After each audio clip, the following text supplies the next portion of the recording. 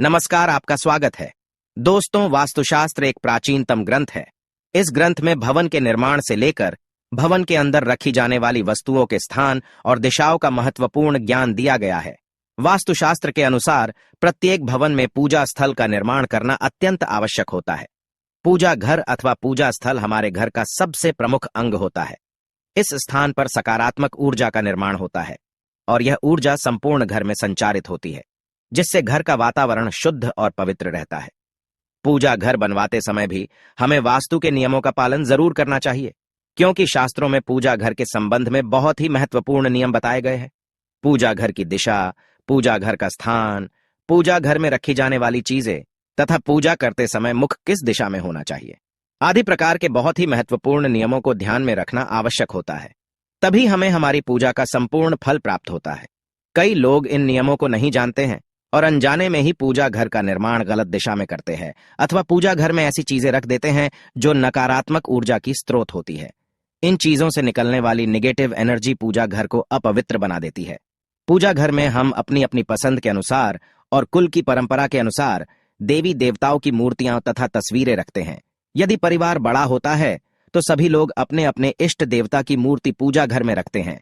जैसे हर मनुष्य का जन्म अलग अलग राशि में होता है, तो उसके ऊपर एक विशिष्ट देवता की कृपा बनी हुई होती है। इसी कारण से उसे किसी एक विशेष देवता के प्रति लगाव अधिक होता है।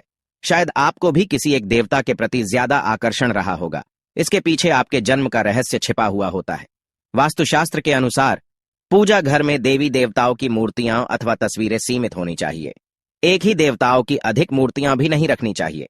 मूर्तियां रखते समय उनका मुख सही दिशा में रखना आवश्यक होता है, तभी वह मूर्तियां सिद्ध होती है। पूजा घर में बहुत ज्यादा मात्रा में मूर्तियां रखना भी अच्छा नहीं माना जाता, क्योंकि प्रत्येक देवता की पूजा पद्धति में थोड़ा फर्क होता है और अगर आप सभी देवताओं की पूजा एक ही पद्धति से करते हैं तो इसके अशुभ परिणाम प्राप्त होते हैं।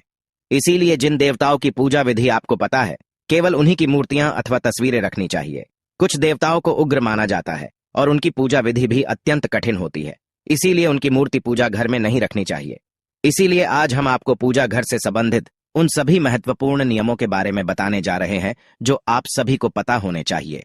अगर आप शास्त्रों में बताए गए इन नियमों के अनुसार पूजा करते हैं तो आपको आपकी पूजा का फल निश्चित ही प्राप्त होगा, इसमें कोई शंका नहीं है। तो चलिए जान लेते हैं पूजा घर से संबंधित नियमों के बारे में। सबसे पहली और बड़ी गलती जो अक्सर हम सभी से हो ही जाती है, वो है मंदिर को अस्वच्छ रखना। पूजा घर में मंदिर को, जिसमें आप भगवान को स्थापित करते हैं, कभी भी अस्वच्छ नहीं रखना चाहिए। साथ ही हमें भी पूरी तरह से स्वच्छ होकर ही पूजा घर में जाना चाहिए। चप्पल जूते पहनकर या गंदे पैरों से पूजा घर में नहीं जाना चाहिए। दूसरी महत्वपूर्ण बात यह है कि हमारे पूजा घर का दरवाजा कभी भी दक्षिण दिशा में खुलने वाला बिल्कुल भी नहीं होना चाहिए। दक्षिण दिशा मृत्यु के देवता यमराज की दिशा मानी जाती है। इस दिशा में भगवान के लिए लगाए गए दिए की ज्योत भी नहीं होनी चाहिए। इसी प्रकार से देवी देवताओं के मुख भी दक्षिण दिशा में कदापि नहीं होने चाहिए। साथ ही यह भी ध्यान रखें कि देवी देवताओं के मुख एक दूसरे के आमने सामने ना हो। तीसरी बात है, पूजा घर में कभी भी खड़े हुए और नाचते हुए गणपति की मूर्ति ना रखें। तांडव करते हुए भगवान शिव की मूर्ति अथवा तस्वीर ना हो। हनुमान जी की तथा माता की रौद्र रूप में फोटो या मूर्ति कभी भी नहीं लगानी चाहिए। किसी भी भगवान की हमेशा ही शांत और बैठी हुई अवस्था में अर्थात विराजमान अवस्था में ही मूर्ति होनी चाहिए। पूजा घर में किसी भी देवता की खंडित मूर्ति कभी नहीं रखनी चाहिए। चौथी बात है, पूजा घर में भूलकर भी किसी जीवित या मृत व्यक्ति की तस्वीर देवताओं के साथ नहीं लगाएं। यह बिल्कुल भी शुभ नहीं माना जाता है। कई लोग साधु संतों की तस्वीरें अथवा मूर्ति पूजा घर में भगवान के पास रख देते हैं। वास्तुशास्त्र में ऐसा करना शुभ माना नहीं गया है। घर के मंदिर में पूजा के लिए मूर्तियां रखी जाए या तस्वीरें, किसी भी देवता की एक से अधिक नहीं होनी चाहिए। साथ ही उन तस्वीरों या मूर्तियों की ऊंचाई 4 या 5 इंच से अधिक नहीं होनी चाहिए। जहां तक घर के मंदिर में शिवलिंग रखने का प्रश्न है, तो घर के मंदिर में 2 इंच से बड़ा शिवलिंग नहीं रखना चाहिए। यदि आपको अपने घर के मंदिर में बजरंगबली हनुमान जी की मूर्ति रखनी है, तो बाजार से खरीद कर ऐसी मूर्ति लाइए जो बैठी हुई अवस्था में आशीर्वाद देती हुई हो। घर के मंदिर में रखी जाने वाली देवी देवताओं की मूर्तियां या तस्वीरों के मुख प्रसन्न चित्त होने चाहिए। मंदिर में रखी गई मूर्तियों के बीच में कुछ दूरी अवश्य ही होनी चाहिए। घर के मंदिर में माता काली, भैरव जी और शनिदेव जी की मूर्ति रखना वर्जित है। पांचवी बात है, हमारे प्राचीन हिंदू शास्त्रों में 5 देवों की प्रतिमा पूजा बताई गई है। इसीलिए प्रत्येक घर के मंदिर में इन 5 देवताओं की मूर्ति अथवा तस्वीर अवश्य ही होनी चाहिए। मंदिर में सूर्य देव की तस्वीर अवश्य लगाए।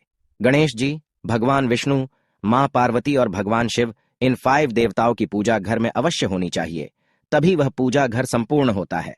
शास्त्रों में यह भी वर्णित है कि पूजा घर में देवी देवताओं की प्रतिमाएं हमारे अंगूठे से बड़ी नहीं होनी चाहिए। यदि इससे बड़ी मूर्तियां हम रखते हैं तो उनकी प्राण प्रतिष्ठा करानी चाहिए और उनकी विशेष पूजा के नियमों का पालन करना चाहिए। ध्यान रहे, पूजा घर में भूल से भी किसी भी देवी देवता की खोखली मूर्ति नहीं रखनी चाहिए। मूर्ति मिट्टी की हो अथवा धातु की, वह कभी खोखली ना हो। ऐसी मूर्तियां जल्दी खंडित हो जाती है। मंदिर में चित्र लगाते समय ध्यान में रहे कि देवी देवताओं के चित्र फटे हुए अथवा धुंधले ना हो। छठी बात है, घर में देवी देवताओं की उग्र प्रतिमाएं अथवा चित्र भी ना लगाएं। भगवान का जो रूप आपको प्रिय हो वही रूप आपके सामने होना चाहिए। देवताओं के उग्र रूप से मन में भय की स्थिति निर्माण होती है। साथ ही घर के छोटे बालक देवताओं के ऐसे उग्र रूप को देखकर भयभीत हो सकते हैं और उनके मन में भगवान के लिए प्रेम कम होने लगती है। इसीलिए पूजा घर में सदैव ही प्रसन्न मुद्रा वाली मूर्ति ही रखनी चाहिए, जिन्हें देखकर मन में प्रेरणा जागृत हो। 7वीं बात है, प्राचीन काल से जो चलन है उसके अनुसार लकड़ी, पत्थर, सोने, चांदी या पीतल जैसी धातुओं की मूर्तियां ही घर में रखनी चाहिए। वैसे धातु की मूर्तियां महंगी होने के कारण आजकल पत्थर की मूर्तियों को भी बहुत से लोग घर में पूजा के लिए रखते हैं। पाषाण की मूर्ति सर्वश्रेष्ठ मानी गई है क्योंकि इन्हें स्वच्छ करना आसान होता है। धातु की मूर्ति भी उत्तम होती है क्योंकि ये जल्दी नहीं टूटती है। मिट्टी की मूर्ति रखने पर इनके टूटने की संभावना बनी रहती है और इन्हें स्वच्छ करना भी कठिन होता है। इसीलिए घर के मंदिर में ऐसी मूर्तियां रखे जो टूटे नहीं और उन्हें आसानी से स्वच्छ किया जा सके। घर के मंदिर में भूल से भी प्लास्टिक की अथवा प्लास्टर ऑन ऑफ पेरिस की मूर्तियां ना रखे। वास्तुशास्त्र में ऐसी मूर्तियों की पूजा करना अशुभ माना गया है। 8वीं बात है, वास्तुशास्त्र के अनुसार घर में मंदिर का स्थान कहाँ पर होना चाहिए। दोस्तों, भगवान तो इस संसार के कण कण में विराजमान है, लेकिन जहां बात करें मंदिर की तो उसके लिए निश्चित स्थान की आवश्यकता होती है ताकि ईश्वर का स्मरण करते समय हमारा ध्यान केंद्रित हो। इसके लिए वास्तुशास्त्र में पूर्व दिशा का निर्धारण किया गया है। यदि मंदिर को पूर्व और उत्तर की दिशा के मध्य में बनवाया जाए तो यह सर्वोत्तम होता है, क्योंकि यह स्थान सकारात्मक ऊर्जा का स्थान होता है। इसी दिशा से सकारात्मक ऊर्जा घर में प्रवेश करती है। लेकिन ध्यान रहे, आपके घर का मंदिर वॉशरूम या शौचालय से दूरी पर होना चाहिए। अपने घर का पूजा स्थल ऐसे स्थान पर कदापि न बनाएं जहां पास में वॉशरूम हो, क्योंकि वॉशरूम या शौचालय नकारात्मक ऊर्जा का क्षेत्र है। ऐसे स्थान पर मंदिर बनाने से अशुभ परिणाम प्राप्त होते हैं। पूजा करते समय नकारात्मक ऊर्जा आपको प्रभावित कर सकती है। पूजा घर शयन कक्ष में भी नहीं होना चाहिए। 9वीं बात है, घर के मंदिर के संबंध में यह एक महत्वपूर्ण बात यह भी है कि जहां तक हो सके घर का मंदिर आपके उठने बैठने की जगह से ऊंचा होना चाहिए, क्योंकि सभी देवी देवता का स्थान हम सबसे ऊंचा है। यदि घर में पूजा के स्थान के लिए एक अलग ही कमरा दिया जाए तो सर्वोत्तम होगा।